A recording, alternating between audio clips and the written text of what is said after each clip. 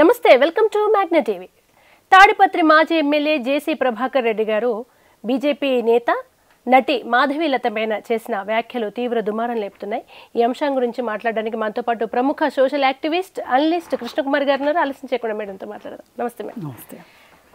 విషయం ఏదైనప్పటికీ ఒక స్త్రీని అనరాని మాటలు అనడం, అదే ఆయన వీడియో ఇంటెన్షనల్గా తీసి పెట్టడం, దీన్ని అంటే సభ్య సమాజం మనం ముందు కూడా మాట్లాడలేని మాటలు మేడం, ఎట్లా చూడొచ్చు? ఇది ఖచ్చితంగా ఖండించవలసిన విషయం, అన్కండిషనల్గా. అయితే మనం ఎప్పుడు కూడా చివరి వచ్చిన మాటను పట్టుకొని అది అసభ్యకరంగా ఉన్నప్పుడు, అభ్యంతరకరమైనప్పుడు మనం ఖండించవలసిందే. కానీ అసలు ఏం జరిగింది? ఇప్పుడు ఏదైనా పై మాటలు చూస్తే ఉపయోగం ఉండదు. ఇంతకుముందు కూడా నేను అంటుండేదాన్ని, జ్యోతిచిత్ర సితారా ఇట్లాంటి వాటిల్లో వాళ్ళు ఏం చేసేవాళ్ళు అంటే తలా తోక లేకుండా ఏదో ఒక ముక్క రాసేవాళ్ళు సెన్సేషన్ కోసం. అసలు ఇంతకే చేసి అటు చూసి ఇటు చూస్తే ఇందులో ఏమీ లేనట్టు లెక్క. అలా అయిపోతుంది ఇవాళ. రాజకీయ నాయకుల దగ్గర నుంచి, యాక్టివిస్టులు అని చెప్పుకునే వాళ్ళ దగ్గర నుంచి ప్రతి వాళ్ళు ఇలాగే మాట్లాడుతున్నారు. ఇది కరెక్ట్ కాదు. అసలు మాధవీలత ఏం మాట్లాడింది? ఇప్పుడు జేసీ ప్రభాకర్ రెడ్డి మాట్లాడిన మాటలు బయటికి బాగా వైరల్ అవుతున్నాయి. వైరల్ అవుతూ ఉన్నప్పుడు ఒక మహిళను పట్టుకొని అలా అంటారా అనే మాటలు వస్తున్నాయి. మరి మహిళకి ఎంత ఆత్మగౌరవం ఉందో, మహిళకి ఎంతైతే ఆత్మగౌరవానికి భంగం కలిగించే మాటలు మాట్లాడితే మహిళ ఎంత బాధపడుతుందో, మగవాళ్ళకు కూడా ఆత్మగౌరవానికి భంగం కలిగించే మాటలు మగవాళ్ళని కూడా మాట్లాడకూడదు. మగవాళ్ళు అంటే బట్టలు ఇప్పేసుకుని తిరుగుతున్నారా? వాళ్ళకి పరువు ప్రతిష్ట ఏమి ఉండవా? మగవాళ్ళకి వాళ్ళకి కూడా ఉంటాయి. మనం అందుకని ఏంటంటే అని అనిపించుకోవటము అనేది ఒక మాట ఉంది, పాతకాలం నుంచి ఉంది ఈ మాట. అనకురా అనిపించుకోకురా అని, చెరపకురా చెడేవురా అని, ఇట్లా ఉన్నాయి. అసలు మనం అసలు ఈ ఉదంతంలోకి వెళితే న్యూ ఇయర్ వేడుకలు జరుగుతున్నాయి. ఈ న్యూ ఇయర్ వేడుకలు జేసీ ప్రభాకర్ రెడ్డి వాళ్ళు జేసీ పార్క్ అనే చోట మహిళలకి వాళ్ళు న్యూ ఇయర్ వేడుకలు నిర్వహించారు. ఇప్పుడు చాలా అపార్ట్మెంట్స్లో, చాలా గేటెడ్ కమ్యూనిటీల్లో, చాలా అసలు ఇవన్నీ కాదు అంటే కనుక ఇప్పుడు దుర్గం చెరువు దగ్గర ఒక పెద్ద ఈవెంట్ జరిగింది. అలాగే ఇంతకుముందు ఎన్ కన్వెన్షన్ ఉన్నప్పుడు ఎన్ కన్వెన్షన్లో ఈవెంట్స్ జరిగాయి. పెద్ద పెద్ద ఫంక్షన్ హాల్స్లో ఈవెంట్స్ జరుగుతున్నాయి. ఒక్కొక్క రియల్ ఎస్టేట్ వాళ్ళు గ్రూపులు కావచ్చు, వేరే వ్యాపారాల వాళ్ళు కావచ్చు, వాళ్ళ ఎంప్లాయీస్ కోసము, అలాగే ఐటీ ఎంప్లాయీస్ వాళ్ళ ఎంప్లాయీస్ కోసము రకరకాల చోట్ల న్యూ ఇయర్ వేడుకలు జరుగుతున్నమాట వాస్తవం. అయితే ఇక్కడ మనం చూడాల్సింది ఏంటి అంటే, ఈ న్యూ ఇయర్ పార్టీకి వచ్చే అమ్మాయి తన భద్రత గురించి ఆలోచించుకోవాలి అని మాధవీలత చెప్పింది. మంచి మాట, ఇంతవరకు బాగుంది. కానీ తనకేదో ముందస్తు సమాచారం ఉన్నట్లు జేసీ పార్క్లో గంజాయి ఉంటుంది, జేసీ పార్క్లో అది ఉంటుంది, జేసీ పార్క్లో ఇది ఉంటుంది అని చెప్పి మాట్లాడడం మటుకు తప్పు. అవతల మనిషి పరువుకు సంబంధించిన విషయం నిర్వహించి అతనికి ఏమనిపిస్తే, ఓహో నేను డ్రగ్స్ గంజాయి ఇవన్నీ పెట్టి మహిళలందరినీ ఇక్కడికి పిలిపించి నేను అసాంఘిక కార్యకలాపాలు జరిగేటట్లు ప్రోత్సహించి ఇలా చేస్తున్నానా అనే ఉద్దేశం వస్తుంది అవతల మనిషికి. ఆ చుట్టుపక్కలంతా అటువంటి ప్లేస్ అది. మళ్ళీ మీకు ఏమన్నా అయితే రాత్రి మిమ్మల్ని రక్షించే వాళ్ళు ఎవరున్నారు, తాగుంటారు అసలే 31st నైట్ అని కూడా ఒక మాట అన్నారు. ఇప్పుడు కరెక్టే, ఆవిడ చెప్పింది కరెక్టే. అసలు ఈవిడే ఫీల్డ్లో ఉన్నారు ఇప్పుడు? నిన్న మొన్నటి దాకా, ఇప్పుడు కూడా సినిమా ఫీల్డ్ సంగతి ఏంటి ఒకసారి చెప్పమనండి ఆవిడని. సినిమా ఫీల్డ్లో అవకాశాలు ఎట్లా వస్తాయి, ఆడవాళ్ళని ఎలా చూస్తారు, కథల్లో ఆడవాళ్ళ పరిస్థితి ఏంటి, ఊడ్చుకునే వాళ్ళ దగ్గర నుంచి అక్కడ లైంగిక దోపిడీ జరుగుతుంది, ఆర్థిక దోపిడీ జరుగుతుంది, మానసికపరమైన ఒత్తిళ్ళు ఉంటాయి అక్కడ. ఇవన్నీ తెలీదా? మరి మేమందరం వీటి మీద పోరాటాలు చేస్తున్నప్పుడు ఎక్కడికి వెళ్ళావమ్మా? నువ్వు రావాలిగా అప్పుడు. అసలు నువ్వు సినిమా ఫీల్డ్ డేంజరస్ అనుకున్నప్పుడు అన్ని సంవత్సరాల పాటు సినిమా ఫీల్డ్లో ఎందుకున్నావు నువ్వు? అసలు ఎందుకు ఉండాలి? ఈ రోజుకైనా సినిమా ఫీల్డ్లో ఇలా జరుగుతుందని నువ్వు మాట్లాడగలుగుతున్నావా? ఒక్క జేసీ పార్క్లో ఏంటి, ఎక్కడైనా ఏమైనా జరగచ్చు. అసలు భద్రత ఎక్కడుంది చెప్పు? జేసీ పార్క్లో లేదు, కరెక్టే, ఒప్పుకుందాం మనం కూడా. ఎక్కడుంది? నైట్ లైఫ్ కరెక్ట్ కాదనట్లేదు. అసలు నైట్ లైఫ్ కరెక్షన్ చేయాల్సిన బాధ్యత ప్రభుత్వాలకు లేదా? ఎన్ని రోజులు ఆడవాళ్ళు బయటికి రాకోకుండా ఉండాలి? రాత్రి మాది, పగలు మాదే. ఎలా కాదంటావు? నువ్వెవరు అసలు కాదంటానికి? ఇలా ఎన్ని ప్రశ్నలు తలెత్తుతున్నాయి. నీకు మాట్లాడడం అంటూ చేత అయితే, మాట్లాడాలని నీకు అనిపిస్తే, మహిళ భద్రతకు నువ్వు కట్టుబడి ఉంటే నువ్వు ప్రశ్నించాల్సినవి చాలా ఉన్నాయి. ఎందుకు ప్రశ్నించట్లా నువ్వు? నువ్వు బీజేపీని ఎగురుతున్నావు కదా, అసలు నీ బీజేపీ పార్టీ సంగతి ఏంటి? అసలు పార్టీలు మహిళలకి భద్రత లేదు అని అనుకున్నప్పుడు అసలు బీజేపీ పార్టీ అసలు న్యూ ఇయర్ పార్టీలని రద్దు చేయొచ్చుగా? చేసి చూడండి. అసలు మీరు తాలిబాన్ల కన్నా ఏమి ఎక్కువ ఏమి తక్కువ? ఇట్లా తయారైతే కష్టం. ఇప్పుడు ఆ మనిషి కాస్త నోరున్న మనిషి కాబట్టి ఎవరు ఆయన సంగతి తెలిసిన వాళ్ళు ఎవరు ఆయన జోలికి వెళ్ళరు. ఆయన పాపం నేను చెప్తున్నా ఎవరి జోలికి వెళ్ళడు. ఆయన జోలికి వెళ్తే మట్టు ఊరుకోడు. జేసీ ప్రభాకర్ గారు. జేసీ ప్రభాకర్. కానీ ఇవన్నీ వ్యక్తిగతం. మా గులాబ్ పూలల్లో దిగి ఫోటోలు దిగిందామే, ఆవిడ ఫోటోలు చూపిస్తా, ఇలాంటి వాళ్ళు మాట్లాడేవాళ్ళు, ఇలాంటి వ్యక్తిత్వం అంటే ఇక మరీ వ్యక్తిత్వం అన్నట్టు ఒక పదాన్ని ఇప్పుడు మన ఆడవాళ్ళే సభాముఖంగా కూడా ఆ పదం వాడకుండా చెప్పొచ్చు. బీజేపీకి వేరే వాళ్ళు దొరకట్లేదా ఇట్లాంటి వాళ్ళు తప్ప అనడం ఇవన్నీ కొంచెం కాదండి. ఇప్పుడు ఆవిడ గురించి చాలా వార్తలు హల్చల్ చేసినాయి, చాలా వార్తలు. అవి నిజమా? మరి నీకు అక్కడ గంజాయి ఉందని నీకు తెలిసింది, నీకు ఎలా తెలిసింది? అలాగే నీ వ్యక్తిత్వం గురించి అతనికి తెలిసింది. నువ్వెలా మాట్లాడావో ఆయన కూడా అలాగే మాట్లాడుతున్నాడు. స్త్రీవైనంత మాత్రాన్ని నీకేమి స్పెషల్ హక్కులు రావు. ఎక్కడ వస్తాయి? నిన్ను ఎవరన్నా వచ్చి అత్యాచారం చేస్తే అవుతాయి. అదేమంటే ఇప్పుడు అనొచ్చు, నన్ను మానసిక అత్యాచారం చేశారు, నా గౌరవానికి భంగం కలిగించారు అని. ఆయనకి గౌరవం ఉంది. మరి ఒక మనిషిగా ఆయనకు గౌరవం లేదా? నీకేనా గౌరవం ఉంది? తప్పు ఇది. మీరు చేయాల్సింది ఏంటంటే, అక్కడ గంజాయి ఉంటుంది అంటే మీకు నిజంగా మహిళల భద్రత పట్ల మీకు జాగ్రత్త ఉంటే పోలీస్ డిపార్ట్మెంట్కి 100కి ఫోన్ చేసి అక్కడ ఏదైనా జరిగిందని నీకు ఎవరైనా చెప్పారా? జరుగుతుందని ఎవరైనా చెప్పారా? ఏ ఉద్దేశంతో నువ్వు చెప్తావు? ఇప్పుడు ఎవరినైనా సరే, నేనైనా సరే, నేనైతే అనను మాధవీలత ఇలా, మాధవీలత అలా అని. ఎందుకు అనను? నాకు తెలియదు కాబట్టి. ఎక్కడో స్క్రోల్ అయిన విషయాలు, ఎవరెవరో కర్ణాకర్ణిగా మాట్లాడుకునే విషయాల్ని నేను స్టాంప్ వేసి మాట్లాడడం కరెక్ట్ కాదు. మనం దేన్ని స్టాంప్ వేసి మాట్లాడగలుగుతాం?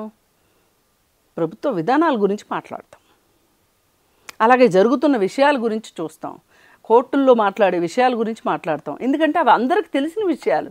ఇక్కడేమీ దాపరికం లేదు, ట్రాన్స్పరెంట్గా ఉంది. ఉన్నప్పుడు మనం మాట్లాడతాం. ఇవాళ ఒక ఫ్యాషన్ వచ్చేసింది దేశం మొత్తం మీద. మాకు బీజేపీ అండ ఉంది కదా, కేంద్ర ప్రభుత్వంలో బీజేపీ ప్రభుత్వం ఉంది కదా, మేము ఏం మాట్లాడినా చెల్లుబాటు అయిపోతుంది, ఏ స్టేట్మెంట్లు ఇచ్చినా నడిచిపోతుంది. హైదరాబాద్లో మాధవీలత ఎంపీగా పోటీ చేసిన ఆవిడ ఎన్ని మాటలు మాట్లాడిందండి? ఎన్ని మాటలు మాట్లాడింది? ఏమైంది చివరికి? ఆమె ఒకప్పుడు స్కర్ట్లు వేసుకుని తిరిగిన ఆవిడ, ఇది అందరికీ తెలుసు. నేను ఎందుకు అనగలుగుతున్నా? అవి మీడియాలో వచ్చినాయి కాబట్టి, అది ఆవిడే కాబట్టి. ఆవిడ 7 గజాల నూలు చీరలు కట్టుకొని, అంతకుముందు కనీసం ఆవిడ పెళ్ళయింది అని గుర్తుకి మెట్టెలు కానీ మంగళసూత్రం కానీ ఏమీ లేకోకుండా ఉన్న మనిషి ఆవిడ ఒక్కసారిగా 10 రకాల గొలుసులు వేసుకుని,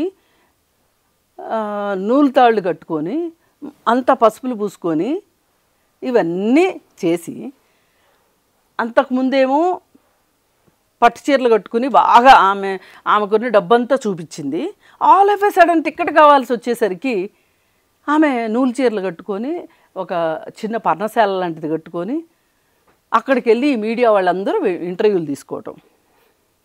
ఏదో ఉంది కదా, కో అంటే కోటి అని, కాసులుంటే ఆ రకంగా చేసింది ఆవిడ. ఇష్టానికి మాట్లాడింది. ఒకప్పుడు నేను ఇలా ఉన్నానే అంటే, అలా ఉండి ఇలా మాట్లాడకూడదు అనేది కూడా నా ఉద్దేశం కాదు. ప్రతి వ్యక్తికి స్వేచ్ఛ, స్వాతంత్రం ఉంటాయి. ఇవి వ్యక్తిగతమైన విషయాలు, వ్యక్తిగత స్వేచ్ఛకు సంబంధించిన విషయాలు. మీరు ఎలా వచ్చి జోక్యం చేసుకుంటారు వ్యక్తిగత స్వేచ్ఛలోకి వచ్చి? ఇప్పుడు నాకు ఇష్టం, నేను చీర కట్టుకుంటా, ఓకే. నేను ఇంకొకళ్ళని మీరు చీరలే కట్టుకోండి అని చెప్పే హక్కు నాకు లేదు. కానీ కొంతమంది ఇలా హక్కులు తీసేసుకుంటున్నారు. వేసుకునే బట్టల దగ్గర నుంచి, తినే తిండి దగ్గర నుంచి, కొలుచుకునే దేవుడి దగ్గర నుంచి అన్నిటి విషయాల్లో దూరిపోతున్నారు. పక్క మతాల వాళ్ళ మీద దూరిపోతున్నారు, సొంత మతం వాళ్ళతో దూరిపోతున్నారు. ఇది ఏ మాత్రమూ కరెక్ట్ కాదు.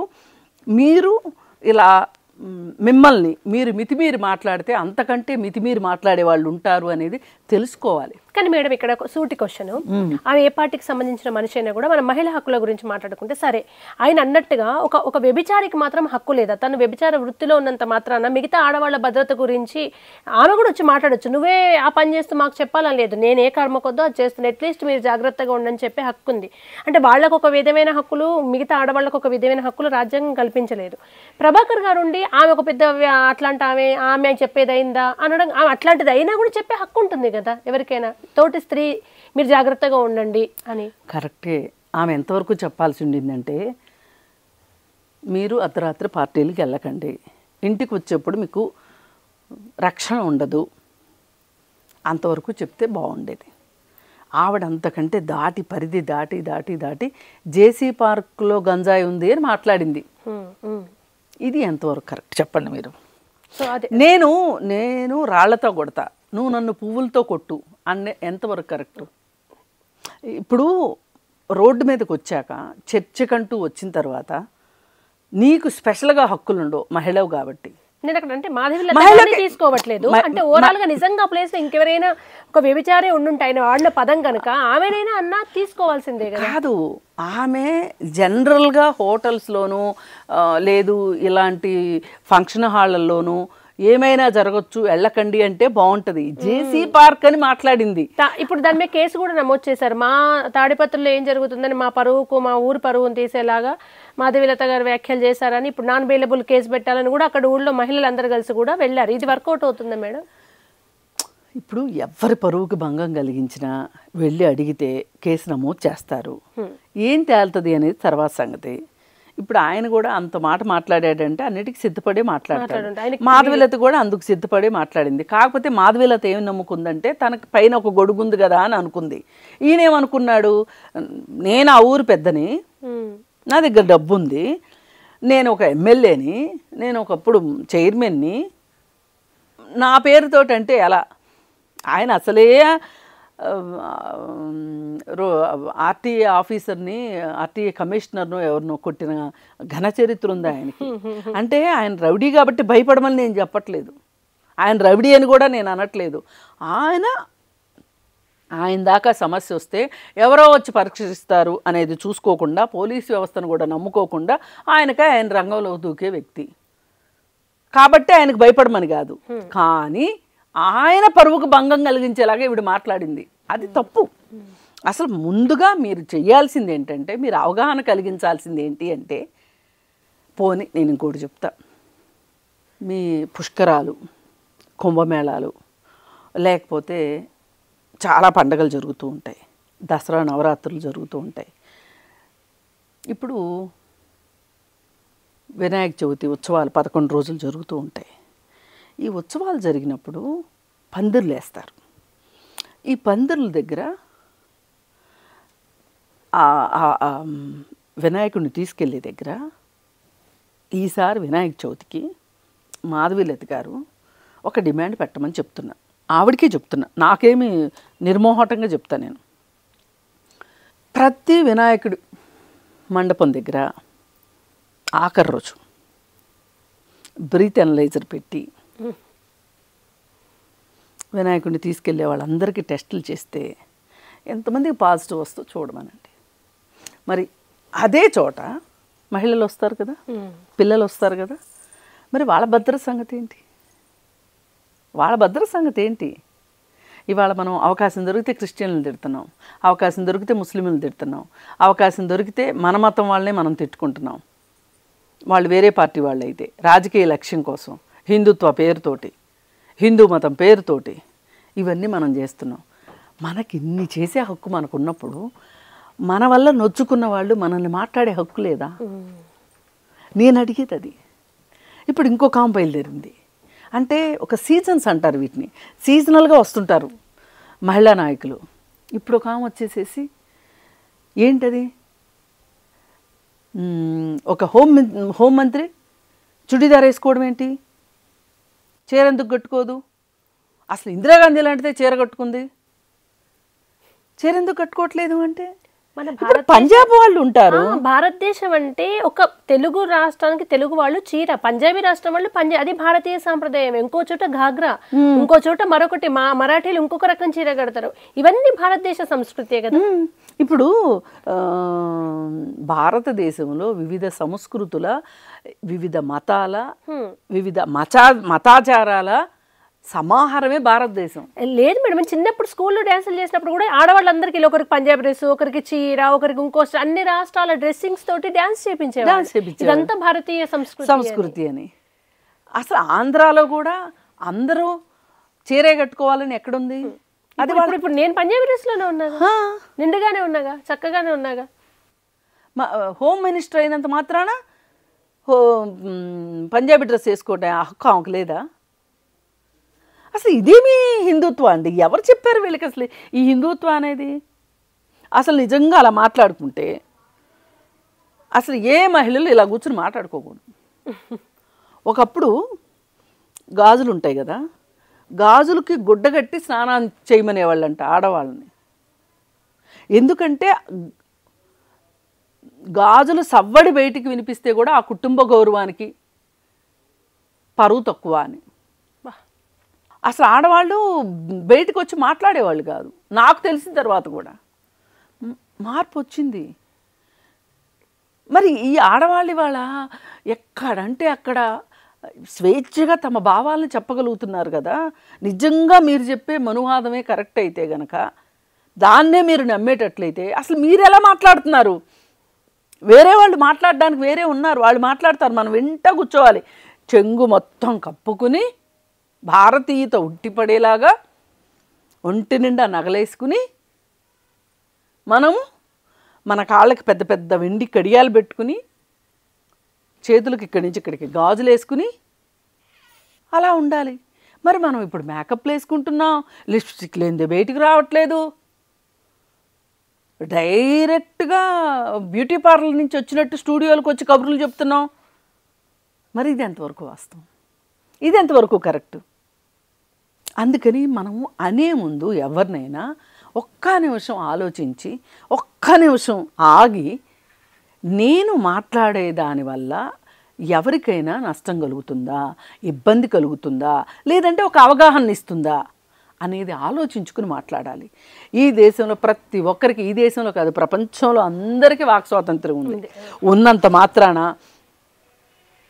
మా మతం గొప్పదని క్రిస్టియన్స్ మాట్లాడినా, మా మతమే గొప్పది, మేము ఆఖరణ వచ్చిన మతం మాది, మేము అన్ని సంస్కరణలు చేసుకుని ప్రజలందరికీ అవసరమైనట్లుగా మేము తయారయ్యామని ముస్లిం వాళ్ళు చెప్పినా, ఎందుకంటే యంగెస్ట్ మతం ముస్లిం మతమే. ఇప్పుడు సైన్స్ కనిపెడతా ఉంటారు.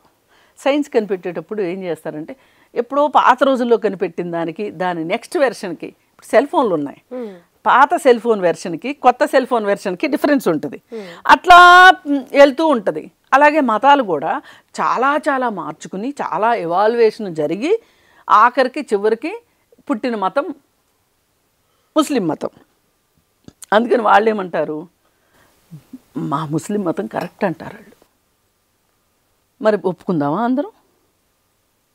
లేదు, అసలు మా దేవుడు ఒక్కరికి అన్యాయం చేయలేదు, ఒకరిని బాధ పెట్టలేదు, ఒకరి సొమ్ము దొంగతనం చేయలేదు, పరస్త్రీని కన్నెత్తి చూడలేదు, ఎవరిని దండించలేదు, ఎవరికి ఎదురు చెప్పలేదు, కేవలం అన్యాయాన్ని మాత్రమే వ్యతిరేకించాడు. మా జీసస్ ఎంత గొప్పవాడు, ఆయన సిలువేస్తుంటే కూడా లోక కళ్యాణార్థం ఒప్పుకున్నాడు అని వాళ్ళు అంటారు. మనం ఎట్లా ఏ మతం గొప్పదని చెప్పగలుగుతాము? మీరందరూ ఇట్లా మతాలని భుజాన్ని వేసుకొని ఈ జనజీవన స్రవంతిలోకి చొచ్చుకుని వచ్చి ఈవేళ మాట్లాడతానంటే ఎలా కుదురుతుంది?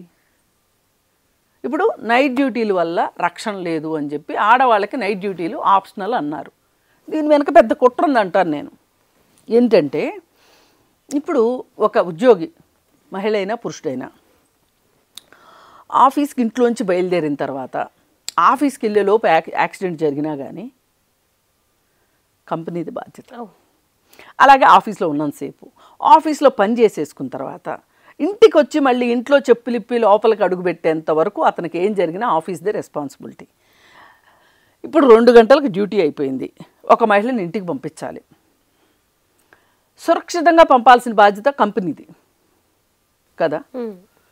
మరి ఆ కంపెనీ తన బాధ్యత నుంచి తప్పుకోవటానికి ఒక మహిళా ఉద్యోగికి ఒక కార్ అరేంజ్ చేసి పంపటం కోసం దురుద్దేశంతో మహిళలకు నైట్ డ్యూటీలు అక్కర్లేదు అనేసారు సింపుల్గా. దీనివల్ల మహిళలు వాళ్ళకి జాబ్ చేయటం రాక కాదుగా, వాళ్ళు ఎందుకు వెనకబడాలి? వాళ్ళకి రక్షణ కలిగించని కాడికి, ఒక ఆడపిల్లకి న్యాయం చేయని కాడికి ఈ ముఖ్యమంత్రి పదవి ఉంటే ఎంత ఊడితే ఎంత అనే ఒక సినిమాలో ఒక డైలాగ్ ఉంది, చాలా గొప్పగా ఉంటుంది ఆ డైలాగు. మళ్ళీ విషయానికి వస్తే అక్కడ పార్టీకి వెళ్ళారు.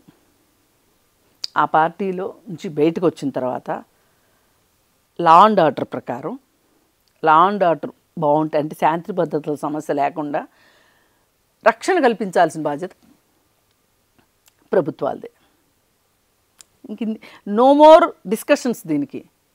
ఒక్కవేళ వాళ్ళు కల్పించలేదు, విఫలమయ్యారు, నాకు నష్టం జరిగింది ఎట్ మై ఓన్ రిస్క్.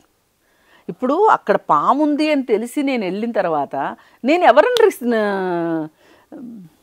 బదనాం ఎవరిని చేస్తా? ఇప్పుడు మన అర్ధరాత్రి సంధ్యా థియేటర్ దగ్గర జరిగితే ఎవరికి వాళ్ళు రాజకీయాల కోసమో లేకపోతే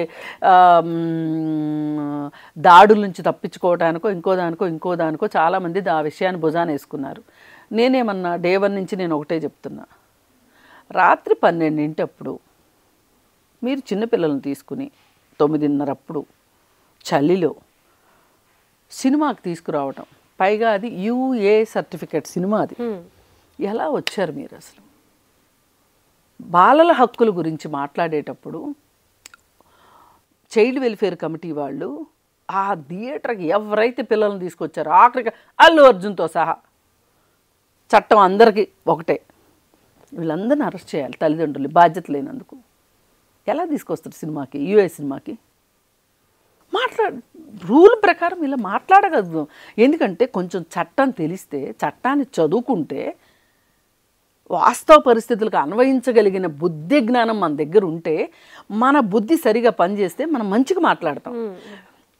ఆఖరికి ఈరోజు జేసీ ప్రభాకర్ రెడ్డి ఆ విధంగా మాట్లాడడానికి ఆస్కారం ఇచ్చిందే మాధవీలత.